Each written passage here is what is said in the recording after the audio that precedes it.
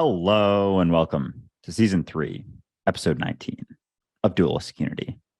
I am a wave, but also the entire ocean and all of the other waves happening here and now. I'm just grateful to be part of the ride. Wherever those waves are going, I'm just enjoying the entire experience of being a part of it. Whether I'm it or a part of it or riding on it, doesn't really matter at this point. I'm just learning to enjoy myself without causing harm to others, preferably. Let the other waves be what they're being and try and work with them to learn as much as I can about my own. That all said, this is really exciting. The retreat's coming up. Tickets are no longer on sale, so you will no longer hear announcements about tickets being available. Thank you for your patience while you've listened to the podcast for the last several months. We appreciate that. We will be live streaming from the retreat, just so you know, on our Patreon page, possibly on our Discord as well. We might share our karaoke moments. We might share some of our conversations. Definitely going to share a meditation. If we do a meditation, there's some group yoga and a classical guitarist that will be joining us. So if we can live stream that as well, we will. So definitely join us on Patreon next week if you can, and if you'd like to keep on top of all the details of our retreat as we go through it. Likewise, there will be no episode next week. Just so you know, the next episode will be released on November 22nd, because we're going to take the entire week off just to focus on where we are. That's it for the announcements. We're going to move on to discussing things with our guest, who I'm very excited to introduce. I've been waiting to talk to David for at least 6 months now, after I ran across his content on TikTok. David is ridiculously reasonable. He is honest. He's self-reflective. His content is about as deep as I think it should be, considering all of the things that he talks about. He talks about empathy, identity, spirituality, and of course, the difference between concepts and experience. And he does so in a way that is a conversation with himself, which is obviously what we talk about all the time, being a conversation with everyone, but he does so in a way where it's engaging and it's meaningful and it's very easy to relate to. David, it's a pleasure to have you here. Normally, I would say, tell us a bit about yourself, but given your content, I know that conversation is going to be a little weird. So how about you just tell us a little bit about what you do, why you do it, and what brought you to it? Hey, thank you for having me. Wow, what a legit intro. Holy shit. That was fantastic. I'm gonna clip that, man. I'm just keep that for my mom. I'm David. I pretty much just run my mouth a little too much online. I think, like most people, I kind of got into this space mainly for myself. It just kind of manifested very naturally, and maybe initially quite egoically, was probably just a means to share something with the me that may have needed it years ago. Like, be like, hey, I'm definitely by no means have anything quote unquote figured out, but I would have still appreciated somebody saying something like this way at that time. And I did benefit from people doing that for me. So if I can just do that for myself again, sure. So that's kind of my vibe. That's brilliant. And I would say that's exactly what you have going on. It's not that you ever come from on high and say, like, I have all of this worldly wisdom and you should listen to me. It's more, I know that I don't. That might be worth listening to. Let's just chat about it. And I really enjoy the way you bring that across. I know in a podcast episode recently, and I'm just going to mention this because I forgot to mention it in the introduction, David is the motivational speaker on TikTok. He also runs the Daily Motivation podcast. So everybody now recognizes who we're talking about if they didn't already, because your content is awesome. And we've shared it a number of times on our Discord. But in one of your episodes recently, and it was called Seriousness and Identity, you were talking about the danger of taking yourself too seriously. And I understand that danger. I'm old. I've been doing this for a while. And I was talking about this long ago for egotistical reasons. I'm not going to lie, until somebody came along and said, there's a such thing as being heavenly minded, but no earthly good. And that really tore me down a notch. I'm like, oh, I don't like that. So I should listen and pay attention. And it worked for that reason. All of a sudden it became less about talking to people about unity and talking to people about spirituality, and more about making that connection, more about being there with them wherever they were and finding that bridge. And that, of course, was informed by my marriage and whatnot. More or less, I wanted to mention this because I feel that is the strength of your content. Your content is real. and honest and authentic, and you struggle to keep it that way. That's one thing I've noticed from video to video to video. You will actually catch yourself sometimes and go, I didn't like the way I sounded there. And you'll do a video about that. Like your most recent video, I think, was actually about you catching yourself, kind of coming across as being all knowing. You're like, not really. And that's not how it's meant to come across, but it's important that people recognize you don't want it to come across that way. So I'm going to pass this over to Andrew, but from my perspective, being old, I just wanted to say thank you. Cool, man. That's really cool. Yeah, absolutely. David, yeah, one of my favorite things about your content is the applicability. Like, it is so damn applicable, and every single video in it, it's so clear that it's coming through your raw experiences and expressed as that. And it's awesome to see, man, like how clearly you see it and how unwilling you are to try, like, in any way lead people to believe that. Like, you're so good about expressing that, especially through the podcast episodes I listen to. It's like, don't believe any of it. These are just words. These are just sounds that I'm making. If they're helpful, cool, but don't attach to the thing. Like, utilize it to the degree that you can. And I think hearing about your sort of getting into content story, I resonate with that a lot, because all my early stuff still to this day, it's like things that I wished I had known when I was 15, 16, 17 years old. And that still is there, but it's sort of like a different, it keeps getting deeper and deeper. And the more I start to realize, or the more clearly I see things, the more I understand that I don't know as well. And there's this inclination, I think, in sorts of communities to begin to see yourself as, a teacher or someone who knows things. And I think there's a lot of potential harm in that, honestly, because people latch on to those things. They latch on to the thing that is being said, as opposed to the mentality that is being embodied. So I really appreciate your ability to express that over and over. And there was a video, I mean, I've been going through your stuff all week, but one of the ones I really liked, and your ability to sort of dissect something like the Bruce Lee quote, be like, or try to be like water. And you're like, hold on, but there's still that try. Don't necessarily try, recognize that you're already water. And we've talked about this on the podcast before. Try implies resistance, implies that you're not already at that place. So it's not so much a getting to a place, it's the recognition that you're already there. So I really appreciate how clearly you're able to express that, but it's always that paradox of expressing things, but also being like, that's a lot of stuff that might be helpful. Don't cling to that too much. Like, chew on it, see what you can do with it, and apply it, and then let go of it and keep moving on with your life. And it's recognizing that mentality as opposed to latching on to any beliefs and concepts. So it's awesome. And, that's what this podcast and our content's all about. I see a ton of similarities in our podcasts and our content. So I'm excited to chat with you today, man. Yeah. Almost like we're all the same person. Just wanted to say that quickly. Interestingly enough. So David, I do have a question for you, because as I said, I've been on this path for a long time. I woke up about halfway through my life after about a decade of hell. So my story is weird in that way. And Andrew's got his own story of waking up, going through his own hell and whatnot. And we all do. Where did you come from? I mean, look, I become very sort of fond of like saying like I'm mad basic.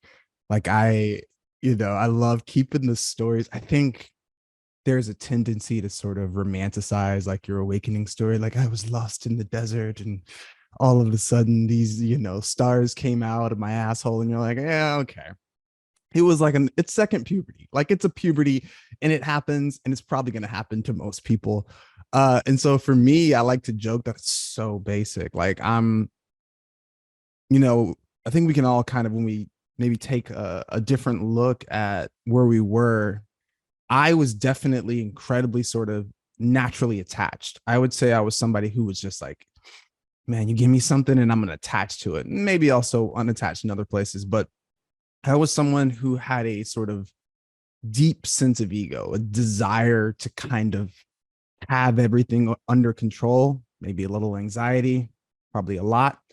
And I am an actor. So something that all artists, I think, at some point get the point they all get to is attaching your self-worth to your art, attaching your self-worth to the perception or the reception of your art. And so as an actor, if you're looking to your job to be the thing that makes you worthy, you're fucked because it does not care.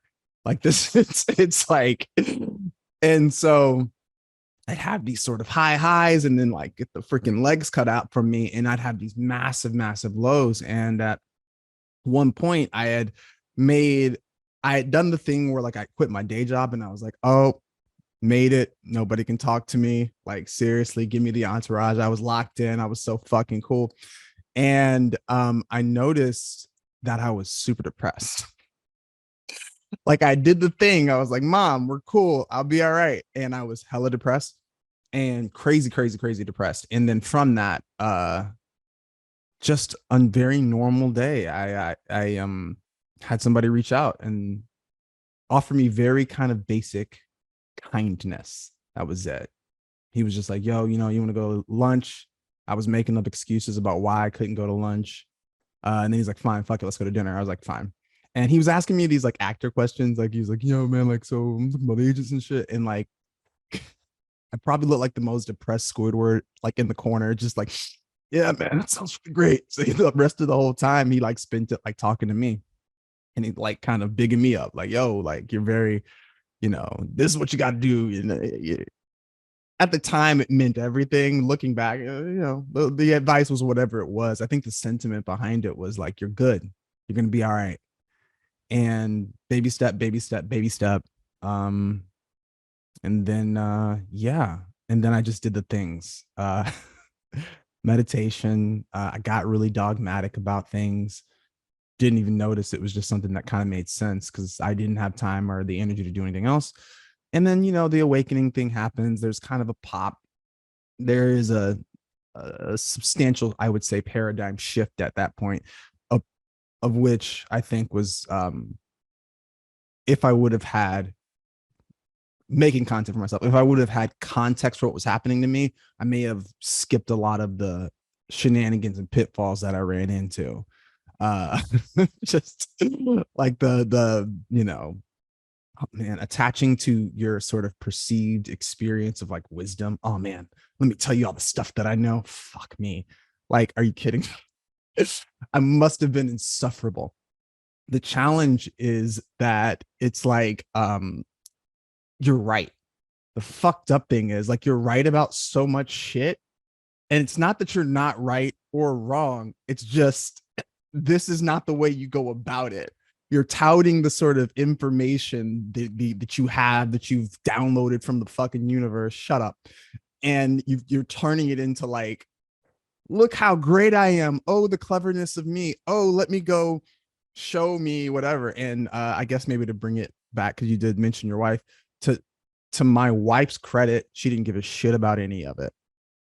Like, I would go to parties, like in the corner, like wowing people, like just tossing around topics that like I've never studied, but I'm like, this is how stocks work because, you know, my awakening, fuck you. And my wife did not care.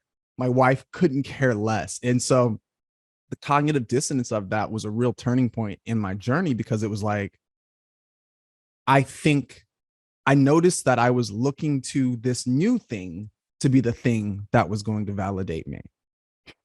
Oh man, look how dope I am. This is going to make me happy. I'm going to be whole because of how smart people are going to be. Like, oh my God, come, Oprah's going to call. It's fucking dumb. And so my wife was very humbling, and she also almost, I guess, cosmic joke, habitually is she's more naturally a person who I'd say would naturally lean to embodying things. She's not a talk about it person. She's a be about it chick. Like, that's what she does. And so I could wax poetic about all this fucking philosophy. And she's like, I don't care. Do the dishes. And that was the most like transformative yogic shit for me. And so that's kind of where we are. That is an idea. That's the real deal. I just want to say that right there, straight up. Your relationships, as Krishnamurti said, are where you see yourself without distortion, right? Marriage is an ongoing self-reflection lesson. Like, you just continue to refine and work at yourself if you continue to grow. I think that's the biggest thing. You don't have to question each other. You don't have to learn from each other in a relationship. But if you want the relationship to grow, if you want the relationship to change, if you want the relationship to reveal its potential, then both people have to be doing what they can to learn from the other and each other and themselves, right? It's important. I think that's great. You're off to a great start. Thanks, man.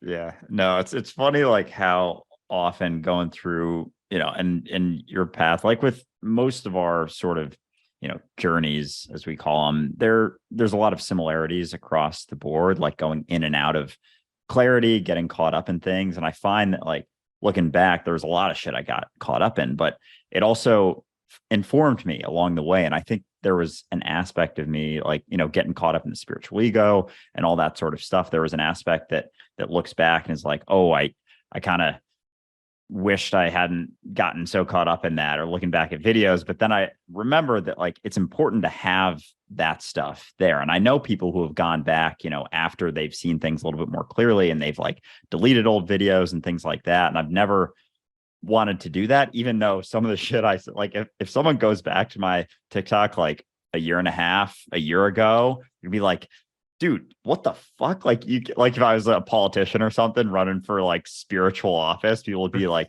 gotcha. This is the exact opposite thing than you're talking about right now. But it's important to recognize that, because that builds depth, and that allows you to, kind of see yourself in someone who's going through that, and remember the mentality that you were in. And it's like, you felt good, but it wasn't quite, the freedom that you feel when you let go of all of the concepts and all of the beliefs. And so even right now, like, there's still things that I hold on to, like we all do to a degree. And there's often initially a hesitation and, like, a fear of, oh, there might be a consequence down there. I'm gonna avoid that because I have a good feeling that there's going to be one, even though I don't know. And even though I don't know if me experiencing that is going to actually teach me more than not experiencing it and avoiding it. And so it's like always finding that balance, I guess, of being willing to take that leap while not getting too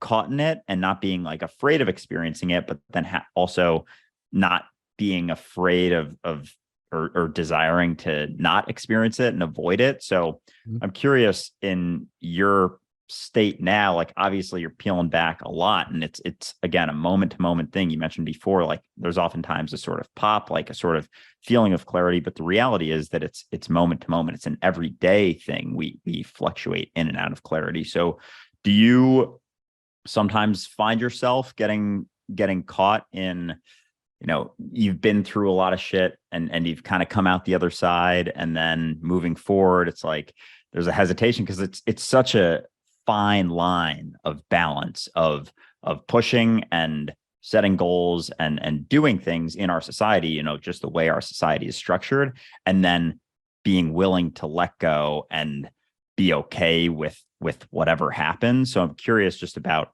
your current sort of state of mind, or if there's things you're even currently going through, experiencing this sort of back and forth. I think for me recently, I've noticed, and it's not just me, but people I talk to, like clients and stuff, there's a sort of inadvertent attachment to the sort of pleasurable experience of feeling like you're in flow. Like, we look, quote unquote, back on this period where things were just kind of popping from whatever to whatever to whatever, like when things, quote unquote, feel easy. And I think that there's a tendency to sort of egoically pull that experience out, like a piece of it, and then turn it into pleasure and say, if I'm not doing that thing, I'm fucking up. And it's not technically an incorrect assumption, but the issue is the reason you were there was because you weren't worried about fucking up. Like, you were saying yes to the idea, like, oh yeah, like I'm I'm quote unquote out of sync, whatever the fuck. No, you're not out of sync. You're just where you are. Boom. Right. I'm off of the concept that any of this is correct. And so for me, remembering that the pleasure is equally as a big of a trap as running from the suffering, like chasing the pleasure of that. Oh, it creates this sort of weird lens when you're in a judgmental lens, right? I'm now judging the entirety of my life based on this metric in my head of, oh, am I experiencing pleasure right now? I must be doing it right, which that keeps you in a sort of weird ass egoic loop, constantly chasing that pleasure and judging yourself because you're like, well, I'm experiencing pain right now. I must be bad spiritual. Am I bad spiritual right now? Like that's what the fuck we do to ourselves. And so, meeting yourself where you're at, I think is such a fucking game changer. Like, yo, right here is cool. I've also been studying Alexander technique a lot. I don't know if you guys have messed with it at all, but I think it's so cool because I think a lot of the time for me, I can get caught up in the content of my thinking. Like the judgment will come down about the situation I'm in my life, and the content of that can turn into a thing. A lot of what this course and courses and things have been pointing to is feeling that sort of attachment, or when your attention sort of collapses onto a thought, oh man, I'm a piece of shit. Oh, this is a terrible situation, whatever. When your attention collapses like that, to simply kind of expand your awareness back out almost instantly and include that sort of experience in it. Like I'm saying yes to this. I'm not saying yes or no. I'm just like, okay, this is a thing. And I'm also going to sort of expand my awareness and keep that there. And for me, keeping that away from the idea of the content has been so revolutionary. Like I'm not getting into it with you trying to figure out like, oh, well, maybe I am a piece of shit. I don't know. Like what are your thoughts? Tell me. And it's like, okay, I got a PowerPoint behind me. And you remember when you didn't call that person back? Like garbage, right? You're a terrible fucking person. Like, oh man, I don't know. Maybe fuck the content. I'm here, right? It's not like if the content was fundamentally true, I wouldn't be able to see it. I'm not negating it. If there's something useful in there that I need to see, okay, cool. I'm just looking at it from a perspective that's not polarized because I'm not collapsed onto the concept as if it's who I am. And so I already have a different level of perspective if I do want to engage with that thought. And so that's what I've been kind of exploring lately. Brilliant. That's fantastic. Actually, that's a conversation we were just having in our community Discord a few days ago. Somebody was asking, well, is it that you're quieting your mind? And I was trying to explain, it's not necessarily that you're quieting your mind because your mind has a lot to do. There's a lot that it's processing. It's just that you're not interfering with it. You're not getting involved. Every time there's something that's being processed, like somehow you being in there is going to make it process better, because all it does is it makes 3 different thoughts instead of 1 stream. You're immediately blocking the flow. And so now everything gets distorted and complicated and you get lost in that mess. Whereas if you just relax and go, right, my brain's doing that thing where it's convincing me it's thinking about me, but it's not. It's thinking about a concept of me, which is never me. Then all of a sudden you can relax and let the process happen. Then boom, almost instantaneously, there's an insight and you go, oh, I was doing it again. And there's no judgment though. It's more of like absent-mindedness. I really do try to treat it like I've lost my keys temporarily, right? Nothing that I'm going to beat myself up for. More or less, it's just like, there it is again. I got caught not paying attention, and it's not a big deal. And I move on with my life. But I find that's a huge part of it, is understanding that the thing my brain is trying to process isn't me. And then just let it do its thing and go on with my life and let it inform my decisions. It's kind of like my daughter, she's homeschooled. I have a 15-year-old daughter, and she's getting out of the habit now. But at first, what she would do is if she didn't get an answer correct, she would judge herself. I'm stupid. I don't know enough. That's not helping you. I explained it to her. I'm like, if you're doing that, that's the problem. Let's go talk about that. Get that thought out of your head and then go back to the problem. And every time we do that, boom, the problem is no longer an issue because she's not in the way. She's not thinking about herself.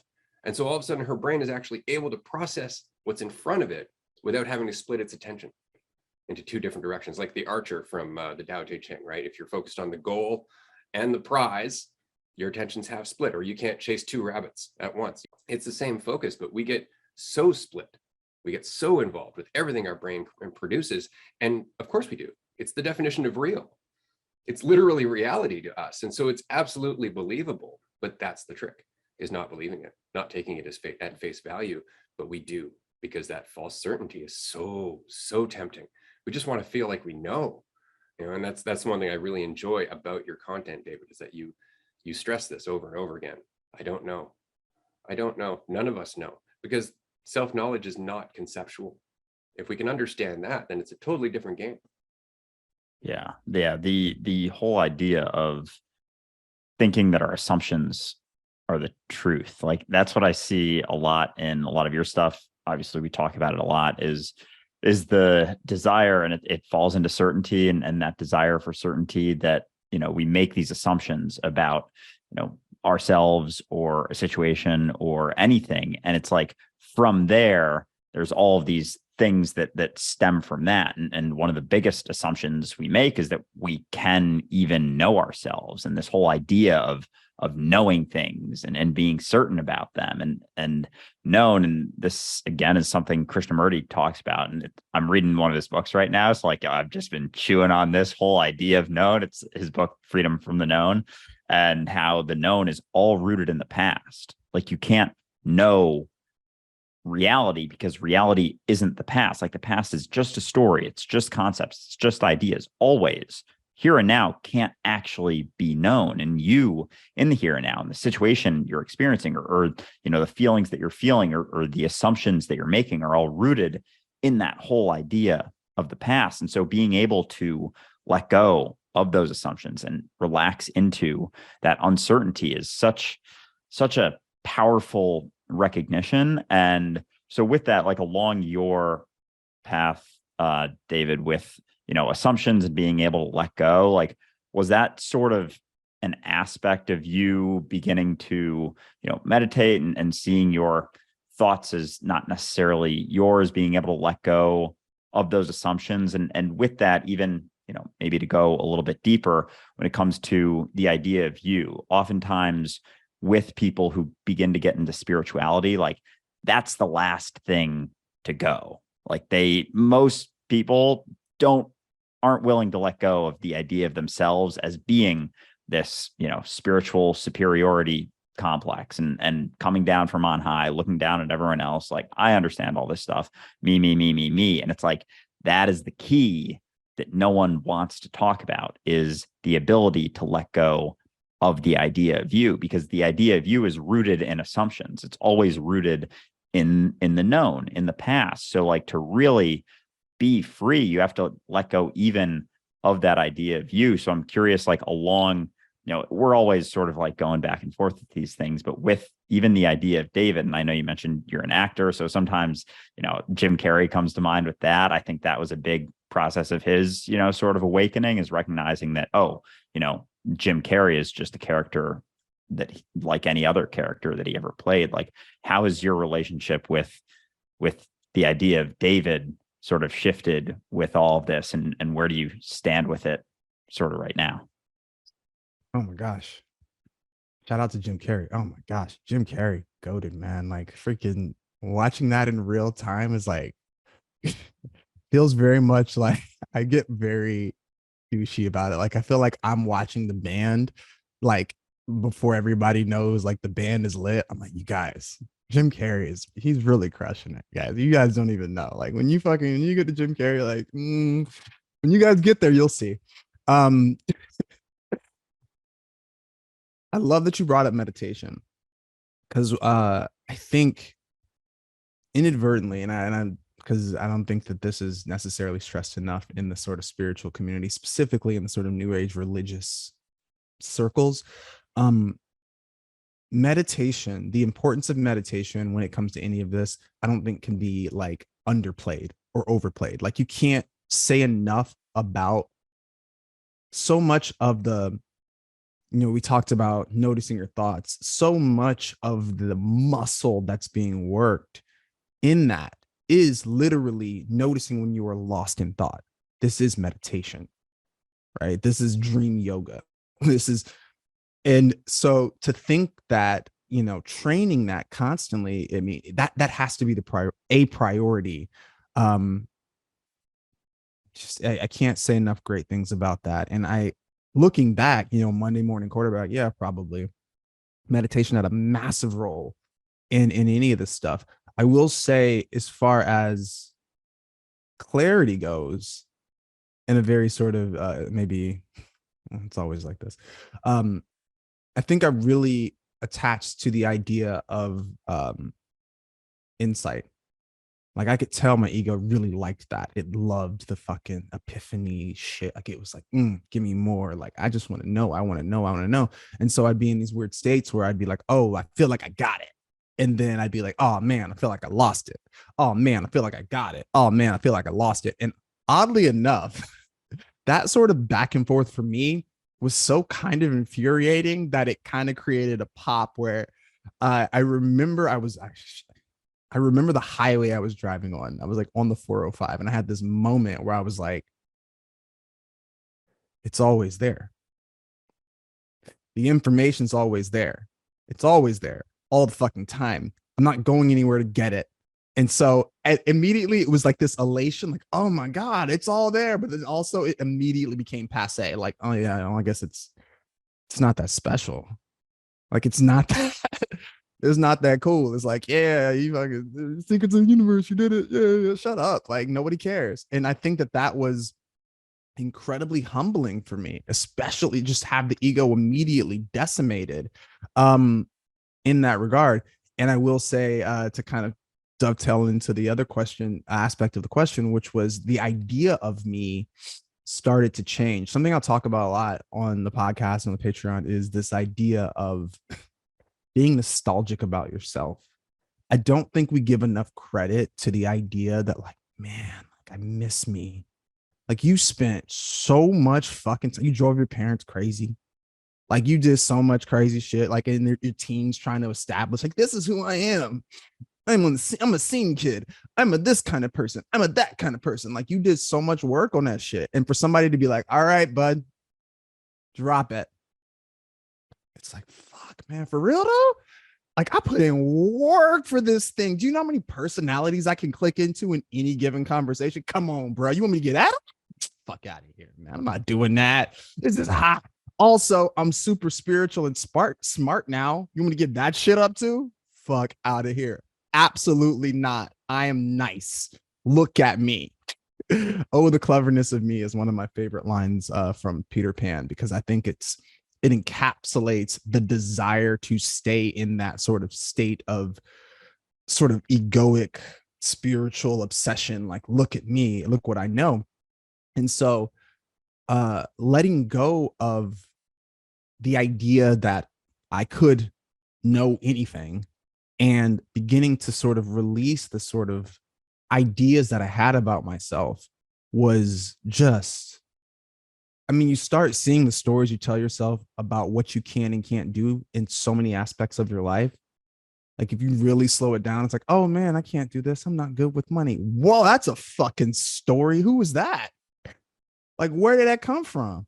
Oh, I can't do this. I'm not that kind of person. We have an entire psychological self that we just carry around in our fucking back pocket and then pull it out and say, this is who I can and can't be in any given moment. And it's like, bro, what if you didn't know? Like, that could be true. You could just be an awful piece of shit. But like, what if you're not?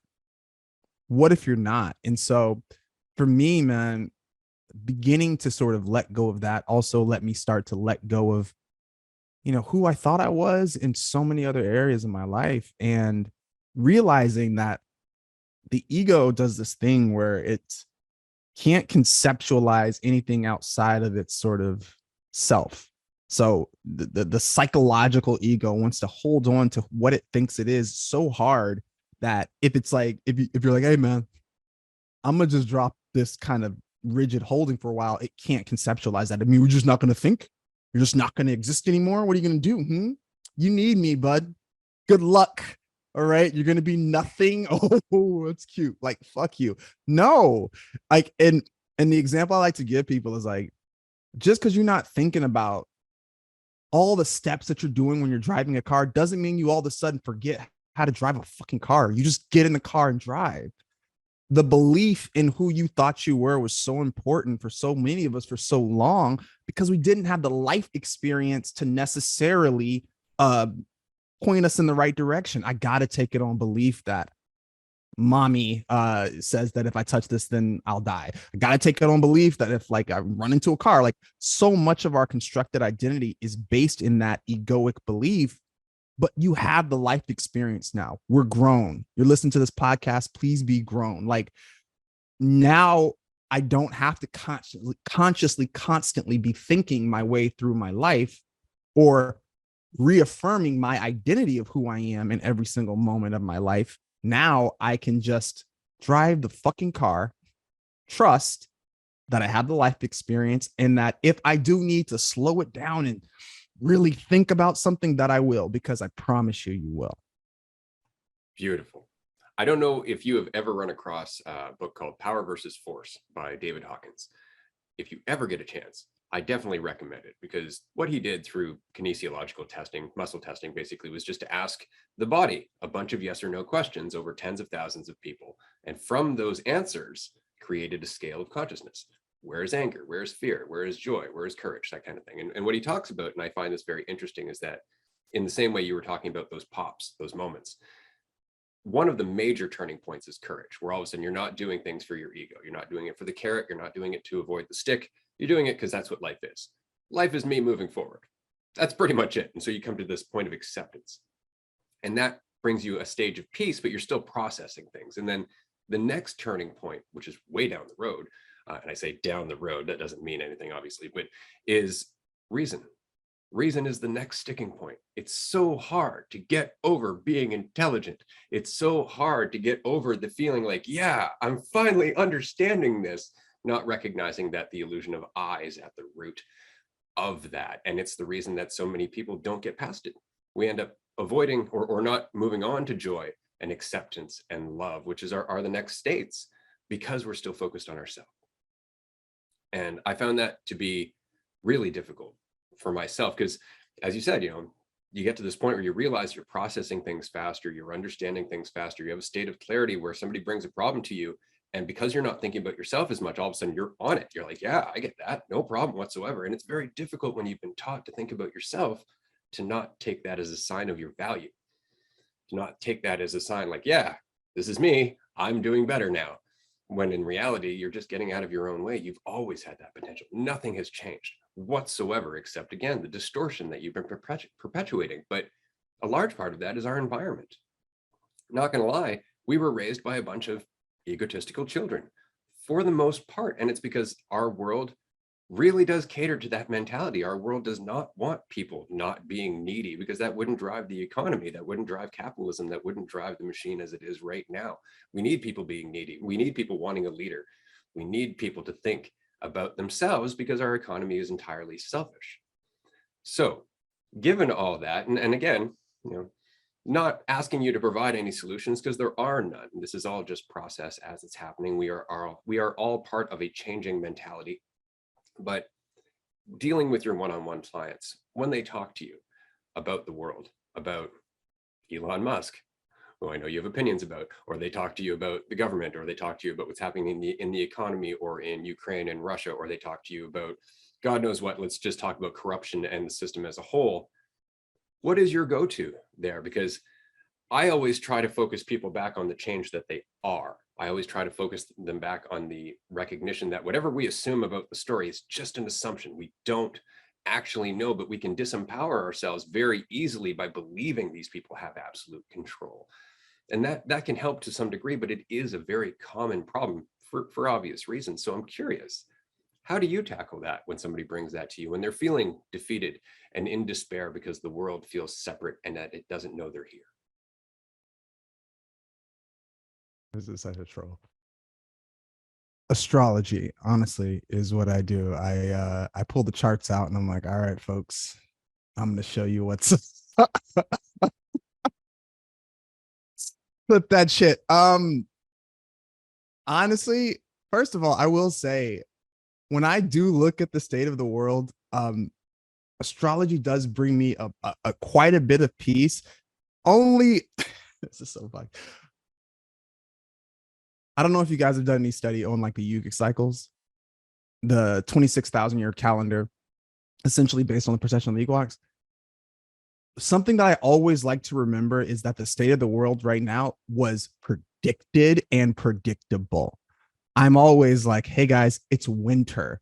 Not from the sense of like, oh, we should, we're going to go forward, whatever, but simply to take the sort of obsession about, we're living in the worst times of the world. What are we going to do? Like to kind of pull back on the sort of doom and weird. It's like, no, it's cold outside right now because it was always going to be cold outside. We can blame capitalism and patriarchy and whatever, but honestly, we're just basic. And that's where we are in the universe right now. I think that's interesting. I don't do that though. That's not, that is by no means my go-to. I'm just talking shit. My go-to, honestly, I think something that we all almost immediately sort of gravitate to, specifically on our spiritual journeys, is this sort of self-righteous idealism in the beginning of your journey. There's this like religious zeal that you have about like, I know the right way. Don't nobody know the right way but me. Let me just tell you, I got all the answers. And I think a part of that is sort of our ego trying to reestablish itself after it's gotten essentially decimated.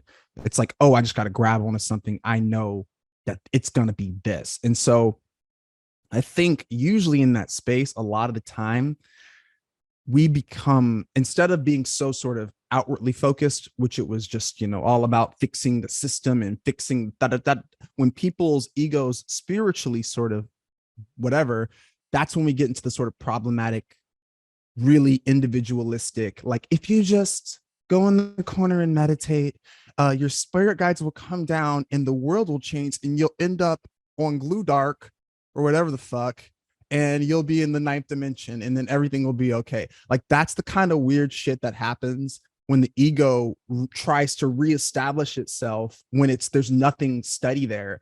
And so it's so polarized and we don't necessarily see it. What I'm constantly sort of pointing out to myself and to people who I work with is, first and foremost, where's your practice? Dear God, I don't care. Like it's so interesting. We've all had these moments of like feeling like, oh man, I'm just like a garbage person. Go for a run. And then you come back and you're like, oh yeah, I probably just need to get a run in. That was easy. Like, fuck. That's such a weirdly simple thing, but it's like your perspective on what you should and shouldn't be doing in life is being colored by the same energy that was like all twisted and weird and fucked. So the first thing I'm like, yo, what's your day like? Take me through it. Be precise, seriously. And not to be like, oh, you need these practices, but like if we live in a digital society that is essentially a mirror of our thinking processes outside. If we want to, we can go from screen to screen to screen to screen to screen. I can take this motherfucker in my bathroom. I was in my hot tub today with my phone. Like I can screen to screen to screen. I do not need contact with the outside world. I can literally live on my screen. I can do that inside too. Thought to thought to thought to thought to thought to thought to thought to thought to thought. If I'm not taking care to not constantly do that inside and outside, and then I'm like, well, what should I do about the world? Please don't answer. Do not come up with your fucking idea. You literally have not taken a breath in 48 hours. That was longer than what the fuck? No, you don't have an answer that I want to listen to, bud. Sorry. As you shouldn't. What's your practice like? First question. And then after that, it's like, I think that being the main thing for people handles 99.9% of the indecision. because now you're spending time in that space where you do not know. It's like your ego wants to churn on this thing. All right, what should I do about the war in the Ukraine? What am I called to do? What makes sense for me? If I'm just going to jump back into my unconscious programming and do what the fuck I think I'm supposed to do, I'm going to do the same old bullshit. I'm going to donate to Goob Goop's charity on Instagram and feel good about myself and then be angry. Like, cool, you did it. Or if I'm off myself in that moment, right? If I'm not trying to like redo the thing and ask myself, is this something I actually give a shit about? Yeah, okay, I do. Right? What can I do that makes sense for me? Not based on somebody else's shit or what I think I'm supposed to do or what I think it would look good. Like, no, what makes sense for me? I think that becomes infinitely more accessible the more present you are with your life. And it's obvious too, which is the best shit about it. It's literally like a path appears in front of you that you didn't even ask for. You're just like, oh, I just ran into like Stacy at Starbucks one day and she had a nonprofit about this thing that I just happened to give a shit about. I know we romanticize that manifestation shit, but that shit just happened. It works that way when you aren't in your own way. So yeah, I'm not one of those absolutist weirdos who's like, fucking, just gotta, I don't know. Should you go to war? I don't know, guys. Like, it's not very spiritual of you to fight people. Fuck that. No, dude. Like, there's no right answer. But maybe trying to figure that answer out from a space of clarity is always maybe going to be the better idea. So that's what I try to focus on. That was an awesome answer. I'm going to pass this over to Andrew, but I wanted to make a recommendation quickly because I don't know if you've ever had a chance to read it, but I know that you would appreciate it based on everything that you just said. There was a speech that Krishnamurti gave in 1985, a year before he died, to the United Nations, where he is actually talking to them about the problem, which isn't the world around us. It's the mentality that we're trying to deal with it from. It's a beautiful speech, and I have no doubt that you will enjoy the shit out of it. So I just wanted to mention that very quickly because I love JK. I can't believe I haven't seen this. I'm so excited. You'll enjoy it for sure. I'll pass it back to Andrew now. No, you're gonna love it, man. It is powerful. It's like that dude is a savage. Oh, it is awesome. I get fired up like reading through it. I'm like, oh fuck yeah, he is not fucking around. It is cool because yeah, like people don't want to see themselves as the world. And I think that is a lot of what the fundamental issues come down to. And so we get caught up in our assumptions and needing to do something. And the only reason we want to do something really that most people don't want to admit is to make ourselves feel better. Like we don't feel good. So I want to feel like, I want to donate to that thing or like, write a little post and be like, I disagree with this and anyone who agrees with it is a fucking asshole. And it's like, then you feel better, but it's all because of you. And it's like, it's almost a balance too. And we've talked about this a couple times, like taking back the word selfishness. Like people aren't selfish enough because we're all trying to be something for the world. And because of that, we're distorted. We're not seeing things from a place of clarity. We're not seeing things from a state of, acceptance of uncertainty, of relaxing into the recognition that I don't know. Okay. I don't know. And starting there and then like, okay, here's some options. Here's some potential things. And then being able to relax into that and then see that you literally are reality. Like your state of being right now is as impactful to reality as any grand situation that's happening. Any, plug in current crazy situation going on in the world. Like your state of being is just as important to reality as that thing shifting. So as we get caught up in being afraid of, whatever situation's going on, being angry at the other side of the aisle and all of that shit, like we're adding anger to reality. Because we are embodying anger, we are adding it to reality. We are making reality more angry, or we are making reality more afraid. And that's a recognition that I don't think people make often enough. It's rare for people to make that recognition, I guess, but it's very powerful because all of a sudden, like there isn't so much need to go outside of yourself. And every single moment, you're able to practice it, to literally change the world. Like we get caught up in the grand ideas of changing the world. And it's like, the only thing you ever have to do to change the world is change yourself, because you are the world. And there's so much gravity in that recognition of taking back selfishness and recognizing that the only thing you ever have to do is change yourself. So a lot of times, just to, give my 2 cents, because we all do coaching stuff, and when people come to me with that, like, this is where I like to focus, is the recognition that you're it here and now. So as much as, you want to go and change that thing, it's like, it's easier to try and change that thing, but it's going to have significantly less of an impact, because you're just, the state that you're embodying is what has the impact. Always. Your mentality is what has the impact. It's not your egoic idea of the actions that you take or the thing that you did that made, your idea of yourself feel morally superior. It's the embodiment of, the mentality that you're in. So recognizing that all of a sudden takes a lot of that weight of the world off, and allows you to actually see things with a little bit more clarity and start to make shifts and make actual ripples, as opposed to just like, running around like a chicken with your head cut off, sort of. Yeah, this is true. You need to just get away and understand the impact that you're having already before you start going out there and trying to find an impact to make, right? So speaking of embodiment, this was a part of my journey early on.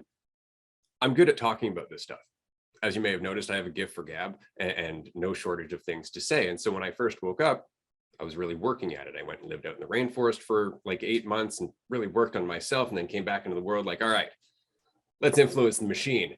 And the machine turned its eye on me and went, we don't want to change. And everything kind of went to shit after that. And so I went, maybe it's not the words. Maybe it's not the message. And so I decided to get off of YouTube. I closed down my account, and I just focused on being husband and dad for about 10 years. I just completely disconnected from the world and stopped telling anybody about anything. And I just focused on myself, focused on my relationships, focused on trying to listen to people rather than constantly be trying to fix them. It worked on listening to people working through their own shit, even though they're asking me for an answer. They're really just digging for their own. They're asking like, do you have an answer? Because that'll make the journey quicker. But in not giving one and just accepting like, I may, but it may not be the right answer for you, you're helping them to process. And so there was a lot of getting myself out of the way. I had to just stop trying to be anything. I had to stop trying to get anywhere. I had to give up on the idea that the world needed saving, or that there was anything to fix, right? That everything is just what it is and will be forever, because that is ultimately the insight. At the end of the day, we're eternal. None of this is going anywhere.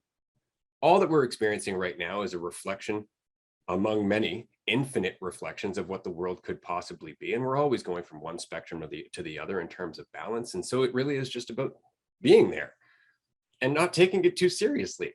And that's the easiest thing, is just keeping it light and being grounded. And that's all you have to do. There's nothing else. There is nothing else to it, because anything you do above and beyond that just adds to the distortion.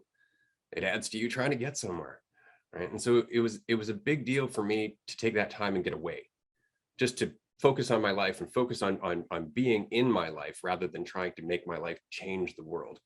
And oddly enough, 20 years later, here we are. The podcast is growing. More and more people like you and Andrew are out there having this conversation. And 20 years ago, nobody was around. I tried to find you. You weren't there, man. And everybody that was there was throwing fruit or they're pissed. And so I just stuck to myself. But now you guys are popping out of the woodwork like you're everywhere. And why? Why? Because it was always in process. It was already happening. I was a part of that process, thinking I got to drive it, but it was part of me. I was a part of it. There was no separation whatsoever. And so it really just comes down to faith, but not faith in something, because that's not faith. And this is something that we talk about all the time. And I'm going to take a hard left turn here, because I know we only have a certain amount of time. Christianity. I want to talk about Christianity because I know you have a background with Christianity and a couple other religions. I know you've talked about different spiritual practices and whatnot. I like everything about the story of Yeshua or Jesus, except what everybody's done with it in general. What's your perspective of the Jesus story? Because I know you talked about this on your channel, but for you specifically, personally, individually, what do you get out of that story the most at this point in your journey? Shout out to Jesus. Oh man. Oh golly. Somebody's actually literally in my comments right now. Just not okay with my opinion about this. So I mean, somebody will always be in my comments not okay with my opinion about something. Let's be honest. You get over that really quickly. Man, I'm so long-winded. My journey in spirituality for Christianity is one that I think a lot of people can resonate with, because I came up in the church and I was not. My wife is the opposite of me. God bless her. I think she's so cool. She's just like, she's like, this is not it, David. I don't know what this church is doing. This is insane. Like, so when her growing up was very different than me. I was deep in the church. I loved it. It was my favorite place to be. I bought in hard, and I could always sense the underlying truth with it. But I think I would always have this sort of cognitive dissonance of like, what I'm seeing doesn't seem to match what I'm reading. It doesn't seem to match the energy that's underneath these words. And so I had like a soft exit from the church. I was like, I fuck with this, but I don't know if I fuck with y'all. Just kind of leaning back like Homer into the fucking trees or whatever. Legit, like I'm gone, like I'm cool, kind of. And so I think I would say for a while, some philosopher would describe me as agnostic. But I wouldn't say that. I knew there was something there. And literally kind of on one of the first bigger awakenings I had, my mind immediately went back to Christianity because it was all there. I went to like a private Christian school. And so the ego immediately was like the blocks fell in place within the context of that in a way that like, whoa, y'all, it felt like I was like, yo, you guys, hear me out. This story is lit. Like the whole thing is fantastic. From tip to tail, it's proper genius.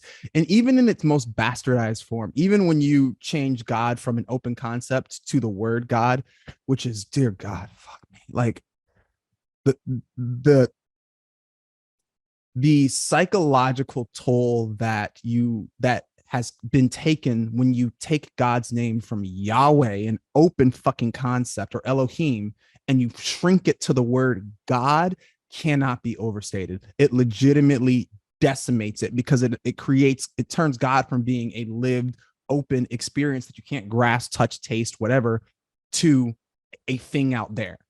I think Andrew has called it Sky Daddy, which I think is fucking hilarious. Like it turns it into Sky Daddy instantly. It's like boom, because it's God. It's this thing.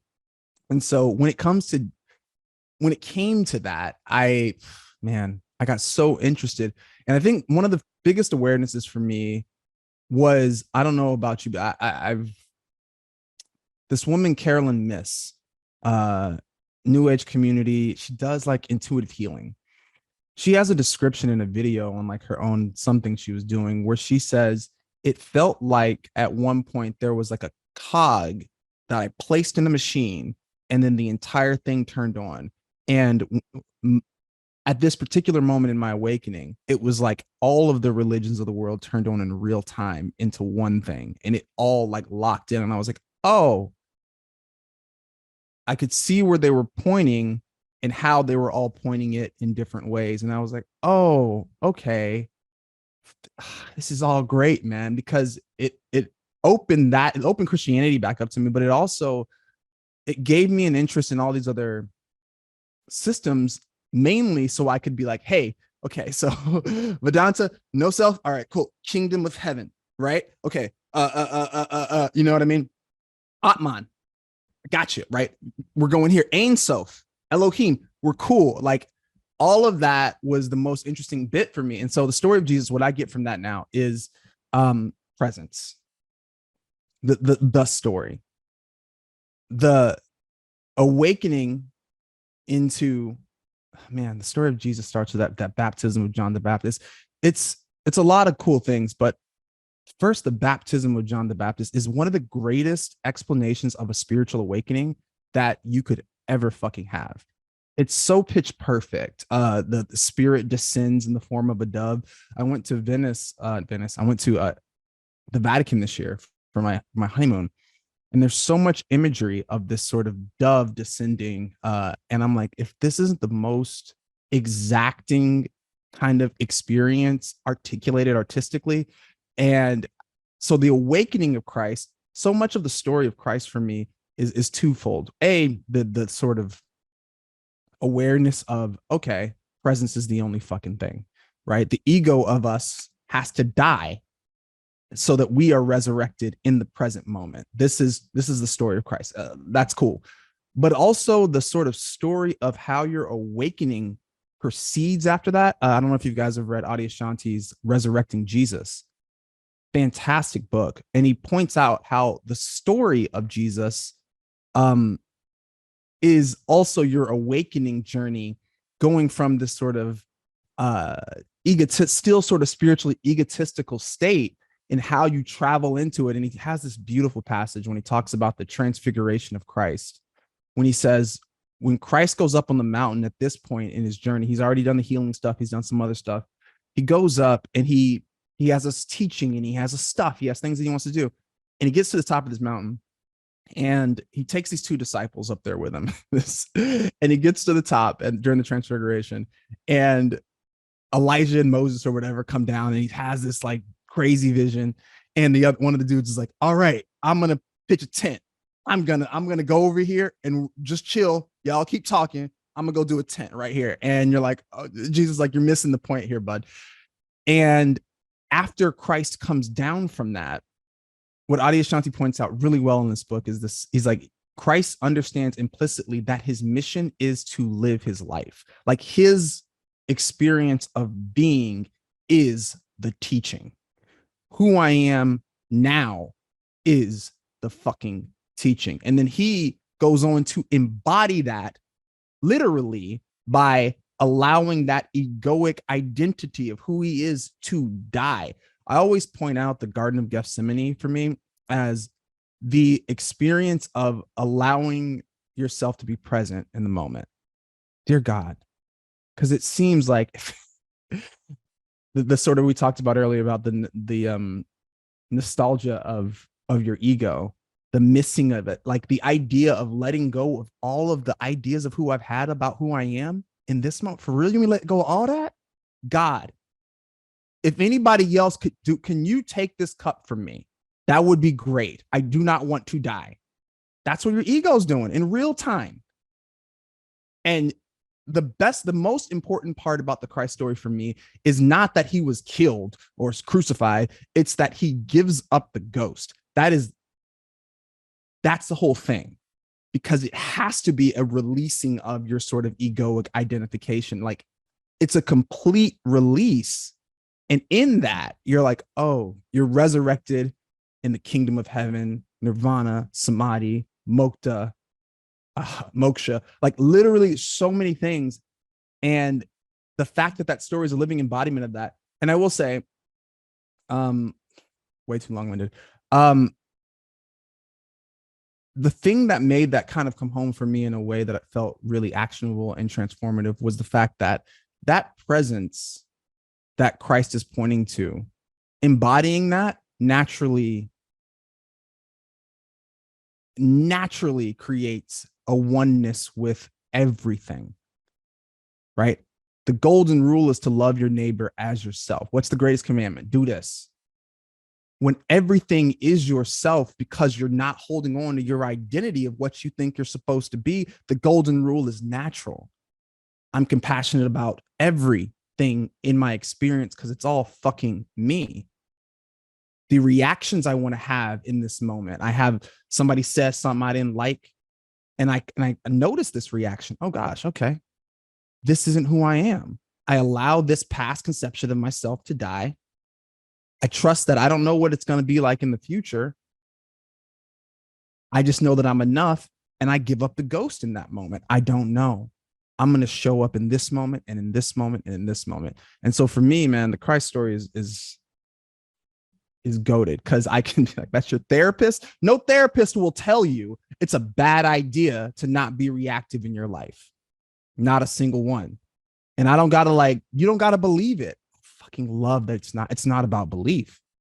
How much more careful are you in your life when you aren't wrapped up in your thought activity?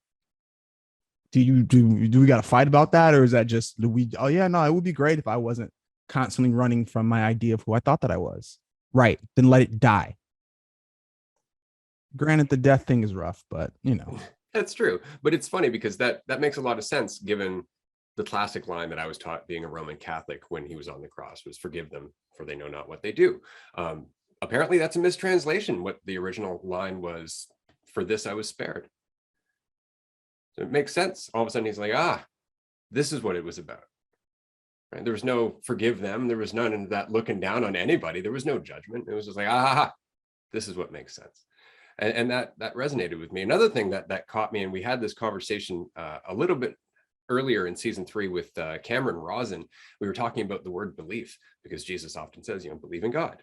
And that always bothered me, because the way I was taught belief was accept without question, which didn't make any sense with the whole get rid of your ego thing that Jesus is obviously talking about. But turns out in the 15th century, the word believe was redefined to accept without question, whereas before it was just love. It was just care for. So Jesus was just saying, care for God, care for your neighbor, right? He wasn't ever saying accept without question. Belief didn't mean that when he was using that word. So I'm going to pass this over to Andrew, but I just thought that was incredibly interesting. Fuck and yeah. I love your take on Jesus. That's so hot to me, bro. Thank you. Yes, exactly that. Belief. Oh my gosh, belief. Man, that's rough. That's a hard one to let go, man. I get it, bro. I totally get it. And I know we've all like, I think the spiritual community, and this is a Western thing too, is we're so sort of head heavy, heart heavy, egoically heavy in the West, that the idea that I believe something carries more weight than the embodiment of that thing. Right? We're taught that's what education is. Like, oh, can you repeat it? Okay, you did it. You're so smart. Meanwhile, fucking I used this example last night on the live. What movie is that? Good Will Hunting. When the guy's like, when he's like, how do you like them apples or whatever? He's like, yo, you're not saying anything. You're just going from somebody else's concept to somebody else's concept to somebody else's concept to somebody else's concept. Do you have an original thought in your own mind? But we're taught that just regurgitating those things, that's correct. And so a lot of the time spiritually, our ability to articulate, which I know you fucking get. Ooh, I know you get that shit right. Like, yeah, because I can articulate it, I'm the Messiah. Shit, I guess I'm Jesus. You're welcome. Like, it's that shit. It can be really challenging to go, that's not it. So I'm so inspired by your awareness of being like, I'm gonna just put this down and go be a husband and a dad and a human. All the people in my life who, hook or by crook, that I really gravitate to, that I think are just my gurus, are the ones who don't give a shit about any of this, but also prioritize living your life. What's your life like? What I don't care. Let me tell you about the secrets of the what are you living an interesting life on a daily basis? Because I don't give a shit that you can talk to me about all 38 gajillion dimensions upside down, whatever the fuck. Like, how are the people in your life? Are yeah, that's the most kind of important aspects of it. A fucking men. Yeah. The application, the embodiment above all else. The conversation is fun. The words are nice. The ability to talk about this stuff is great, but like, where are you at? What are you going through? And we oftentimes like compartmentalize how, like, what our life is, because we can chat about this stuff and it's like I know what to say, and it's like, yeah, but there's a difference there between knowing and actually applying it. And I think it's funny, you sort of touched on this, but with the desire, because we're so head heavy, ego heavy, that if we just believe something, like that counts for it. And it's so funny because I know some very religious people, like hardcore, like Christian maybe Baptist, something along those lines. And they believe that all they have to do, if they accept Jesus as their Lord and Savior, they're going to heaven. And like, that's it. It's like, what the fuck? So they are some of the most bigoted, like racist, like fucked up people, because all they have to do is like, well, I believe Jesus is my Lord and Savior. It's like, what the fuck, man? Do you even listen to anything? That never like that's the thing that fucking got me. If there was one thing that got me, it was that silliness. I feel like I was always on the floor, like, hey guys, all right, like I don't know, I know I've asked this question 1,000 times, but it doesn't seem like that's it. I just gotta say, like, I'm cool with this. But like, what if I'm not? Are you gonna, God knows your heart. Oh, okay, cool. For real though, like just believe, bro. It didn't cost me anything. And that was the other thing, like faith that me remaining present in this moment creates, it is demands so much faith in not knowing. That costs me something, bro. Like I gotta, in this, like to be here and just listen to somebody speak and not get to jump into my own thought activity, to not obsess or reject or be like, to do that required so much more of me than just, oh, you know, fuck it, I believe it, I guess. I was like, oh, faith, like faith. Faith is me listening to my wife tell me about her day and not interrupting her. And if I do have something interesting to say, faith is trusting that I'll figure it out. It'll be there. I can just be here with you, and that's enough. I don't know how the situation is going to turn out in the future in all these aspects of my life, but I'm going to figure it out because I kind of always do. I kind of always do. Always. Yeah. But you talked about the cost. It costs it yourself, which is the idea of yourself. And something else you were talking about before, and a thought that I had was with those fears and with the Jesus story. And one of the things he says, or, paraphrasing in the Gospel of Thomas, if you understand this, you won't fear death, essentially. And that is so much of what he talks about is letting go of that idea of yourself. And I've thought about this before and thought about just like how identity infiltrates like everything. All of our suffering to a degree is rooted in our idea of ourself.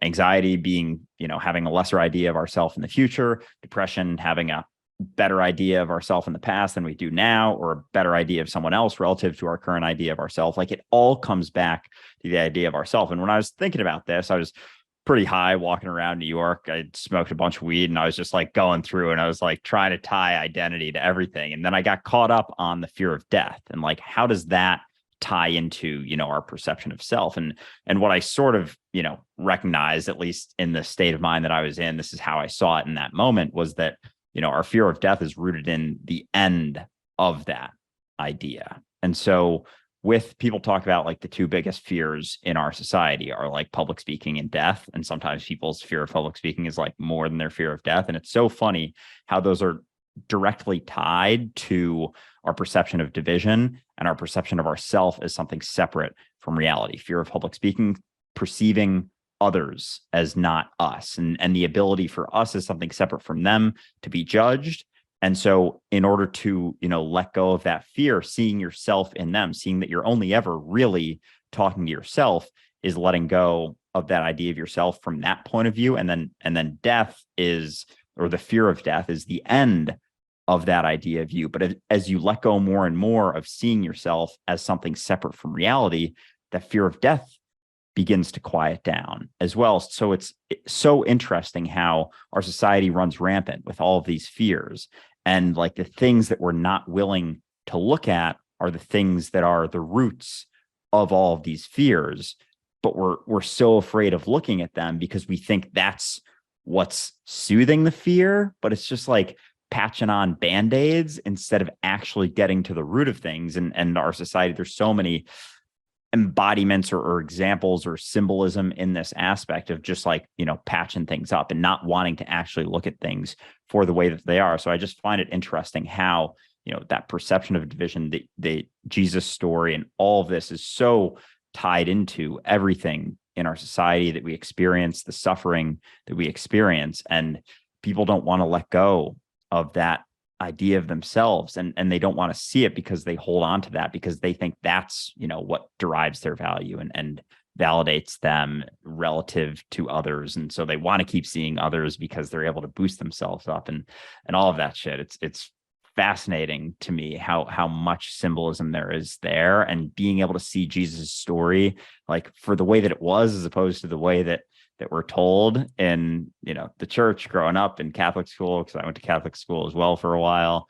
Like it's cool to be able to see it, but it's fascinating how much cognitive dissonance is there that gets in the way of our ability to see what he was actually saying. Yeah, absolutely. It really does. I wanted to touch on this quickly because David, you coined an expression. I don't know if it's yours, but you used it in one of your videos and it caught my attention. You were talking about Jesus and you were saying there's a big difference between talking about the man, the person, the reality, whatever the story is based on, and then there's zombie Jesus. And I really appreciated the expression zombie Jesus because that sums it up so very well, because it really is a dead version of the story in general. Like there is no insight to be had from the only child of God. All you can do is look up. That's all you can do. And that was the one thing the church really, really hammered home. It's not you. It can never be you. And it's so interesting that there is only me. There is only you. That is the entirety of your existence. That's the entirety of existence from everyone's point of view. Reality is subjectivity, whether we like it or not. You can't get away from that. So one of the reasons that I really resonated with Christianity, I went through kind of the same process you did when I woke up, quote unquote. All of the concepts that had been jammed in my head for the entirety of my life were just kind of sitting there in this whirlwind, just connecting, coming together. It's like, oh, wow. Oh, shit. Oh, wow. That makes sense. And really, and it's just going through all these stories and suddenly seeing them in an entirely new light. But what really hit me was the fact that not just the fact that the Bible was old, but like half the population of this reality or this planet is aware of it. Like it's a symbol that has a lot of focus on it. And as such, since this is all me, it's just like in a dream, exploring relics in a game, as it were, right? There has to be some lesson in it. There has to be some clue. And so that's why I dove into it. And then after that, the Bhagavad Gita and the Dhammapada, the Tao Te Ching, all of these things, they all have the same message, but as you were saying, from a slightly different perspective. Everybody's talking about the same goddamn experience, but we're so busy comparing who we follow that we can't relate to one another. And it's so very interesting. And so here's my question. I know I'm beating around the bush. You are not the only one who tends to be long-winded. I just wanted to reassure you there, because as much as we're all kind of long-winded, it's because we have interesting shit to say, or at least it's interesting to us, which is why people are listening to it. If we were trying to educate other people, it would be less interesting to everybody involved. So don't worry about being long-winded. At least you're enthusiastic. My question is, do you think holding on to these traditional religious paths or these traditional spiritual practices is a good thing? Do you think that that's helping us? Because it's something we've done for a very long time, but the longer we hold on to a practice, the more structured it becomes. The longer we habitually go through a ceremony, the less meaning it has. It becomes more and more conceptual over time. And so my curiosity for you, because I know you will always admit there is value in these lessons, there are value in these paths and in these practices. My perspective tends to be that the very act of structuring them takes away from their efficacy. And so I'm curious for your thoughts about that. Oh, I love this. This gets my dick hard. Oh man. Yeah. That's I feel very strongly about this.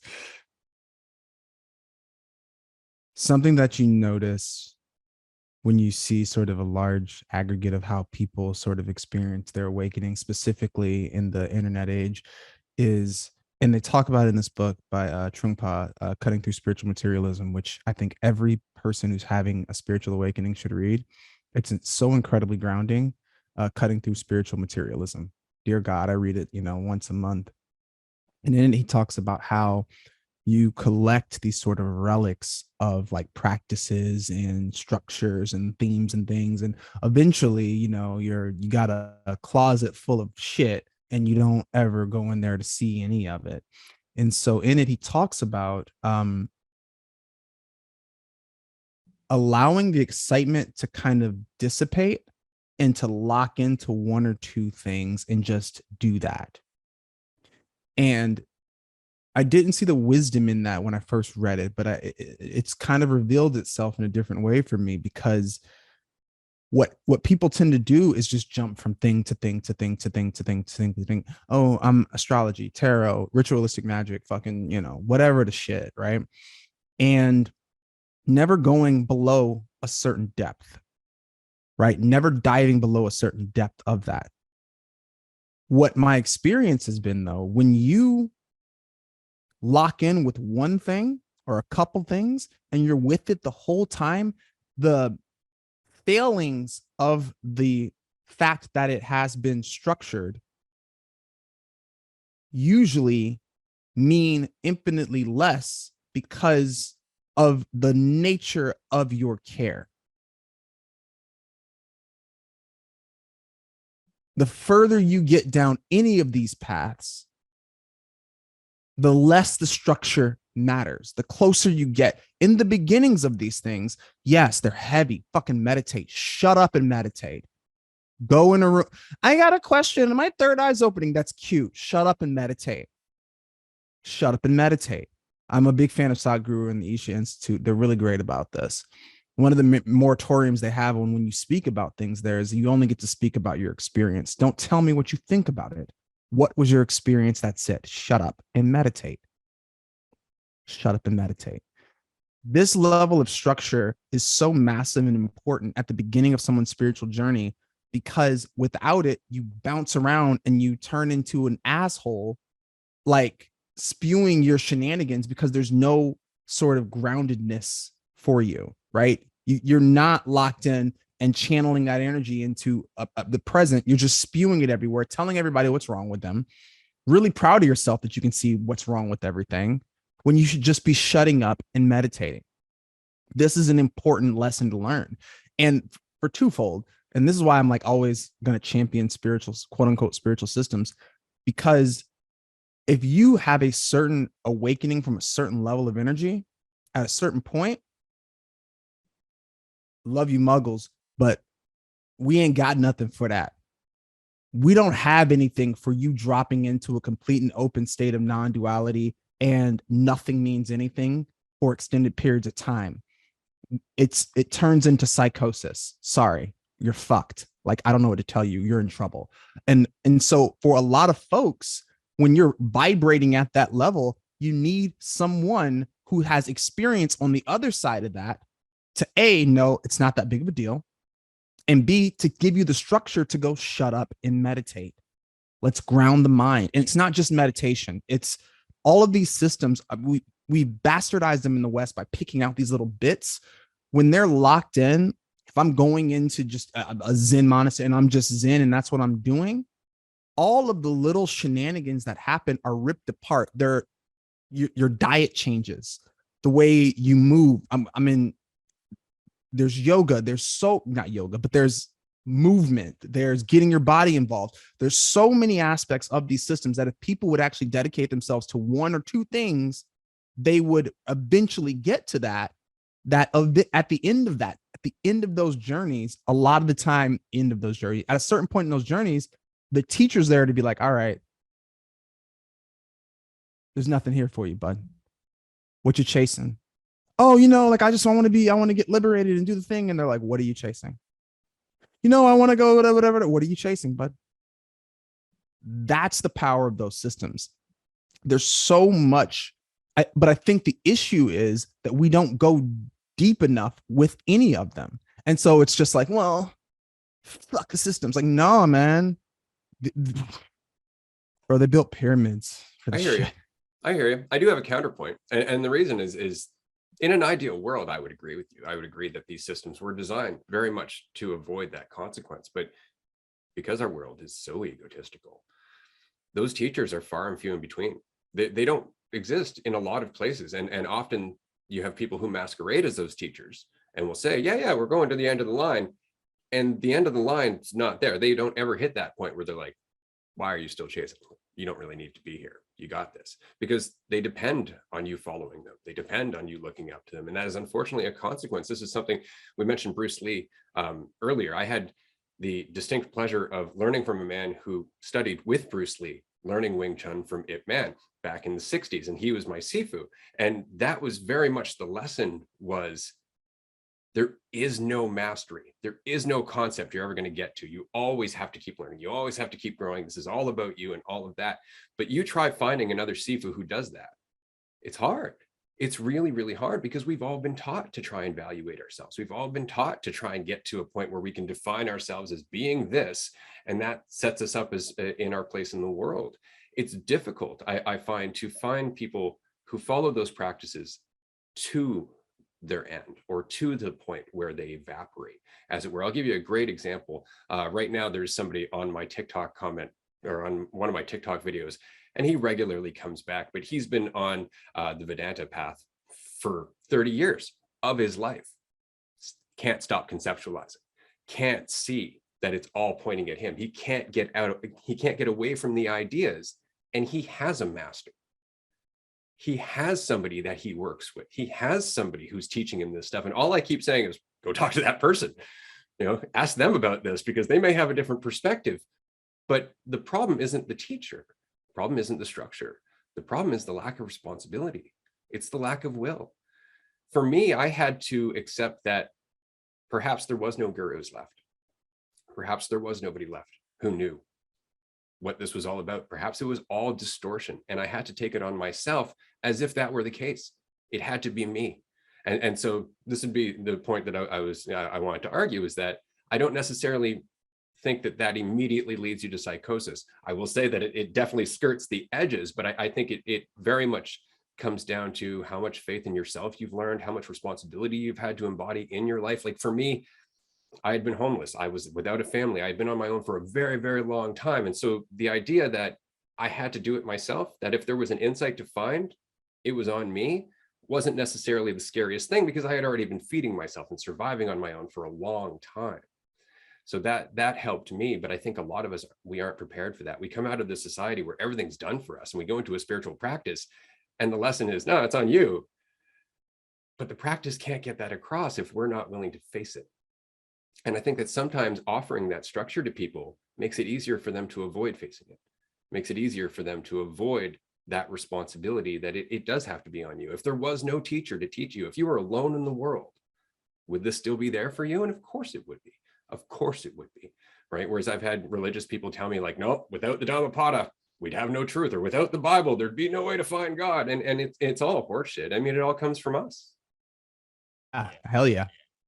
Yeah, I was gonna say, yeah, like with this, and to go back as always to my own experience with the concepts, it's like they're useful until you realize that you don't need them. Like you think you need them until you realize that you don't. And like for me, for meditation, for example, I meditated basically every day for 3 years, and it was super useful, but I was able to continue digging into things. I continued questioning throughout it. I was able to sort of recognize things. And I think honestly, creating content, like talking about this stuff openly, was a massive aspect of that, and being able to publicly like go through different spiritual sort of egotistical spiritual beliefs and ideas and holding on to stuff and then letting it go. And David, I see this with your stuff too, as Ray said early on, you'll post a video and then you'll post another one and be like, yeah, but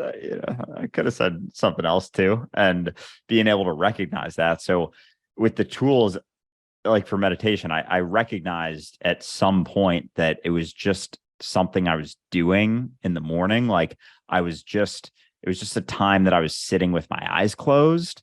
It wasn't necessarily this thing that was having such a severe impact on the rest of my day, because throughout the day, I was also meditating, like seeing things as they were, catching myself getting caught up in shit and being able to like see it in the moment as opposed to like needing that time set aside necessarily. But it's not to say that the meditation wasn't a useful aspect of it. But I think, as Ray was mentioning, there's not a lot of people who hold on to gurus and teachers that get to the point that they realize, oh, I don't need this. Like if they realize I don't need this one, I need another one. Or if I don't need this practice, I need another practice. Like where's the other thing? And so it just kind of makes me wonder, like, the balance of that. Like, I guess I think for me, it's letting go of the belief that that's an end all be all thing. Like in any sort of practice or teacher, like recognizing that you can't point to that and be like, meditation's the answer, or like, the Bible's the answer, like that guru's the answer. And so many people get so caught up in like, oh, my teacher taught me this. And it's like, okay, but why are you perceiving so much division between you and your teacher? Like, as long as you're seeing a teacher, you're not going to be able to see things as clearly because you're still perceiving yourself as something separate from them. And so like fundamentally at its core, you're not going to be able to recognize things clearly if you hold on to any type of teacher or any type of other that isn't you. So it's like with everything, it's the pendulum swinging back and forth. It's being able to experience something, but not latch on, like hold it with open hands, as the saying goes. But yeah, it always makes me wonder, that balance of holding on versus being able to let go and move beyond. And I think, sort of as Ray was mentioning, like in our society, we're so used to holding on to things and pointing to things like that's the answer. Oh, that's the answer. It's like none of them are the answer. Like being able to see that recognition that like no matter what you point to, it's never going to be the truth or the answer. Like that's the core sort of thing of it. And then moving forward, you can sort of relax into that uncertainty that like, I don't know, maybe there isn't an answer, or maybe everything's the answer and nothing at the same time, the paradox of it. But yeah, we oftentimes get very caught up in feeling like we need something to see it, and letting go of that and relaxing into that mentality is sort of it. But you got to be able to let go of the belief that it's something else. Yep, exactly that. Man, I think one of the challenges, that I notice is, I can't remember where I read this, but it's like your relationship with your guru changes. Like when you first meet them, they're like this thing, they're like way up there. Eventually you're kind of having a conversation as friends or whatever, as equals. And then at the end of your relationship, you'll see them on the street, you'll nod and you'll keep going. And I thought that it's really kind of beautifully poetic. And all of the teachers that I've gravitated to have been some sort of version of that. And I can see that in our relationship, how in the beginning I kind of elevated them to this thing, and they never asked to do that. They never asked me to do that. They didn't tell me to. I have one that was specifically went out of her way to demystify herself, which at the time I was super judgmental of. I was like, oh my God, she's getting so worked up, embarrassing. I would never. I have way more control over myself than this idiot. Didn't see the teaching, but she'd fly off the handle, right? To humanize her, but to also remind you that you're going to do this, right? You're going to go into life and you're going to do this tomorrow. You just did it. Those are the sort of teachers I found that I gravitate to. And I will say, admittedly, I live in LA, and I like very big city idea is the LA effect. When people come to LA, almost immediately, the first thing everybody says for the first like year and a half, it's a running joke at this point. Oh man, everybody in LA is only in it for themselves. They're super egoic. Everybody fucking sucks. Nobody's da da da da da da. And I'm like, okay. How long you been here? Year and a half. Yeah, okay. Just on wait. And like fucking clockwork, It's literally like, oh, you know what? I found my tribe. I fucking, and, oh, it's great, man. Oh, I don't know what that was back then. Oh, it was you, bud. It was you. Oh shit. Yeah, yeah. I guess I was really egoic into myself, and I was attracted to people around me like that. And so it's been my sort of experience that as I've sort of grown,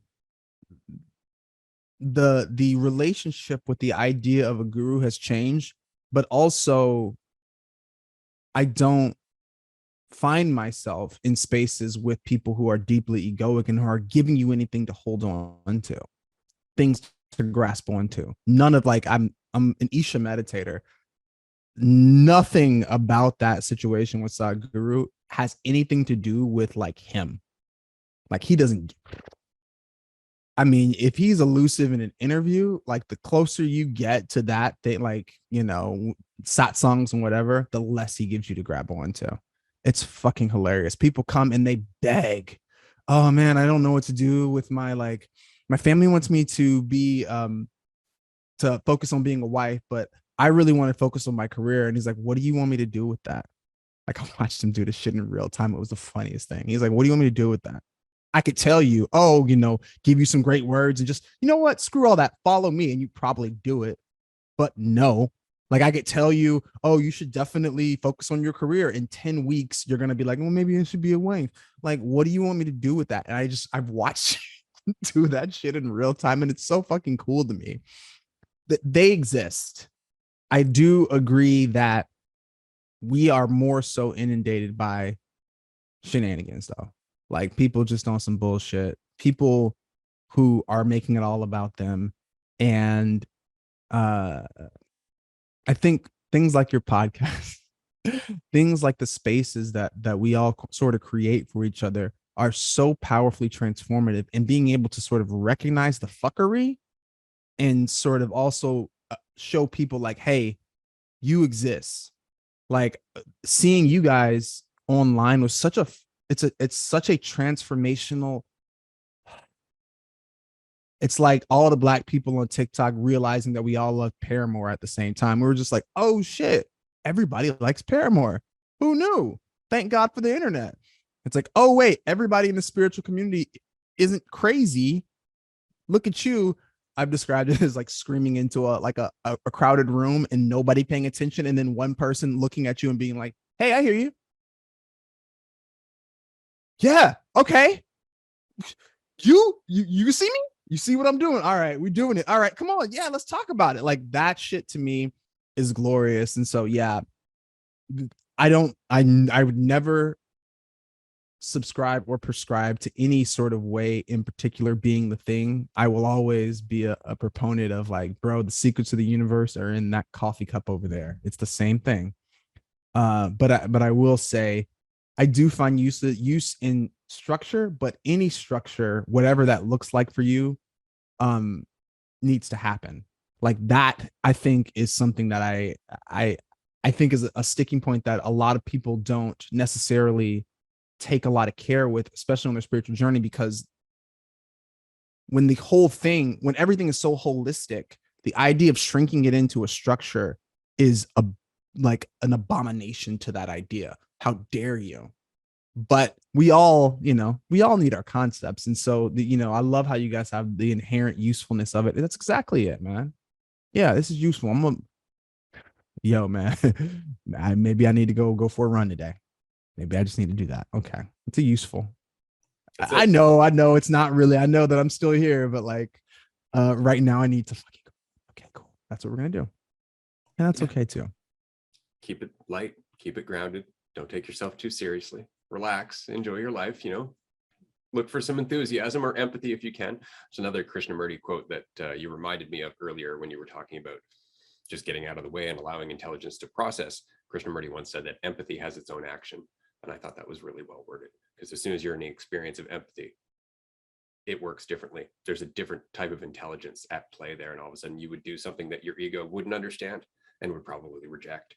And so it's really just tapping into that. And I think we're going to have to let you go here, David. I know that we could talk forever, and I'm really looking forward to having you at a retreat one day or in person, because I'm sure this conversation is going to get far more in depth than it has. But I think it's so important to recognize that structures are helpful, concepts and tools are helpful, but that they can become a consequence or they can become a negative influence when they're not coupled with awareness and responsibility.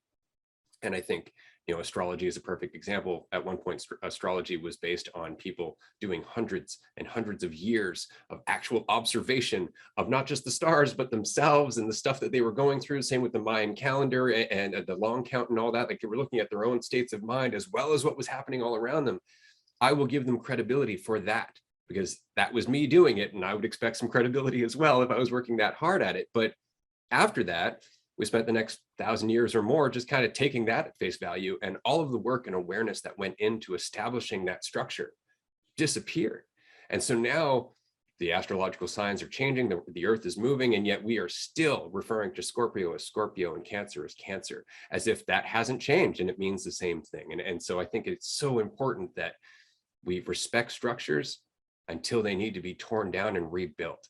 And we're going to wrap up the episode very shortly here. I wanted to mention quickly that, of course, David does one-on-one coaching. He also does live streams on his TikTok. Go and check out his TikTok account. Go and check out his podcast. Talk to David in his live stream or book an appointment with him one-on-one. You won't regret it. And I'm not saying that he's going to fix anything for you, but he'll give you the space to allow yourself to have an insight. And with that in mind, I did want to make one more book recommendation, because it's a really good book, and it's all about the danger of taking a good thing too far and lacking awareness. It's called The Canticle for Leibowitz. You'll find it on Google. It's a fantastic book. It was written, I think, in the 50s or the 60s, but basically it's post-apocalyptic.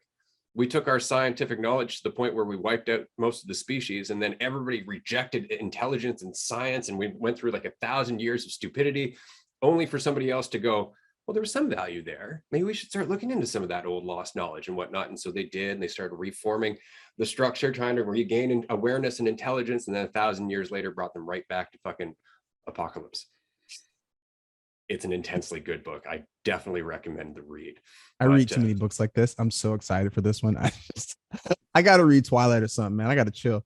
But like, yeah, this is fantastic. You will enjoy it, especially given that the author of the book committed suicide about a decade later. So he was definitely looking at some raw stuff, but maybe not from the perspective of, things can change. So I definitely recommend it for you, because you'll get a lot out of it. It's a great book. But I want to say thank you, David, for being here, for having this conversation with us. I really hope that we can have you back in season 4. Maybe we can even collaborate on a couple of live shows. I'll pass it off to Andrew here, but everybody who's listening, thank you for paying attention through this entire episode. I know we haven't really said anything that you don't know, but at least we've reminded you that you do know it. Yo, that's hot. Absolutely. Yeah, David, man, I so appreciate you. And thank you for coming on here. I love your content, love the applicability, as I mentioned before, of everything that you say, the ability to see things with so much clarity, but not tie yourself to it and get so attached to that and the idea of yourself, and being able to let that go while continuing to process and continuing to just put shit out there for people to chew on, people to deal with for themselves, and take that responsibility themselves for the words that you're saying. So I appreciate you, man, a lot. And it was an awesome time chatting with you. And thank you so much for coming on here with us. Thank you guys. Yo, this is an absolute pleasure. Like, I just feels like I'm talking to old friends. I really thank you guys. This is great. Absolutely. I look forward to it happening again. All right, we will wrap it up here. Thank you again for tuning in. We will see you in a few weeks for the next episode, and definitely tune in on Patreon if you would like to keep updated on what's happening at the retreat, including karaoke. Take care. Bye, everyone.